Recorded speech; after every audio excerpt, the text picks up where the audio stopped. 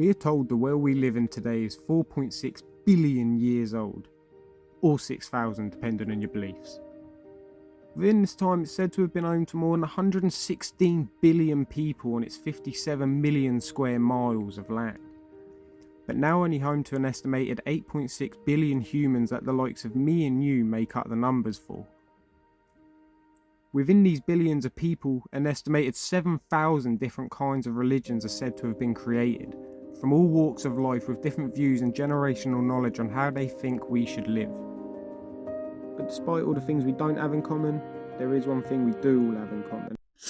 We're all getting our asses fucked by the government, and we're trying to make the best out of a bad situation. The highlight of recent national affairs, I've decided to reel back from the conventional way of living and hit the reset button. And this is it, so I guess I'll just show you. So this is it. This is the latest project. This is the next camper van. Obviously last time I went for a Mark 6, this time I've gone for a 2.2 Citroen Relay L3H2. It's a pretty solid van. I haven't only covered 180k, but that's not what we're here for. We're here for this. Progress is good. We've got an insulated floor. I went down with an initial layer of doo-doo mats, thermal insulating matting, and then insulation tape to seal, and then I opted for a 25mm Celotex partitioned off of moisture resistant treated 25 by 38mm timber battens, finished off with a 9mm non-structural ply. I've put doo-doo mat dead easy thermal insulation barrier on the first layer, and then I've gone for 2 layers of dead easy doo-doo mat fleece insulation. Got all the wires wired now, so that's one side and the other side for the other control panel. Like I say, 2 layers of insulation because we want to be warm. Basic layout has also been done with the green tape, as you can see, just for a visual representation of where things might go. And that is what we're left with. Of course, we are all fully sound deadened in here, so you could effectively murder someone and the outside world would never hear it. On a serious note, I'll show you exactly what I mean. Right now, we're inside the van, and this has had over 70 A4 sheets of strategically placed sound deadening in a bid to try and stop the internal noise generated when using the van exiting the van. Sort of a priority and a must for stealth camping. But don't just take my word for it, I'll show you. Right now we're inside the van, and like I say, it's got over 70 sheets of A4 sound deadening insulation strategically placed on the majority of the panels around the van. Now on my last build I didn't do this, and I later on down the line regretted it. You get a lot of panel noise, road noise, and the noises resonate through the van. Doesn't make for a particularly nice journey when you're traveling for long periods of time. So like I say, we're in the van now. The sound's contained, it's deadened and can't escape. Well, that's not the case when I get outside the van. Now, as you can probably tell just by the noise level of the recording, is that the sound can project a lot more and can be heard by unwanted people, so to speak. Now, of course, this is only down to trial and error. I only know how crucial sound deadening is now is because of my last one where I didn't sound deaden, and now this one I have sound deadened. It is like a night and day difference.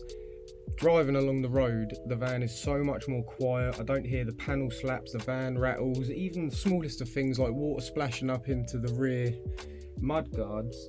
You don't really hear it, and if you do, it's a deadened down sound. Even down to shutting of the doors. You shut the doors feel heavy and weighted. They don't rattle anymore, which is a good thing.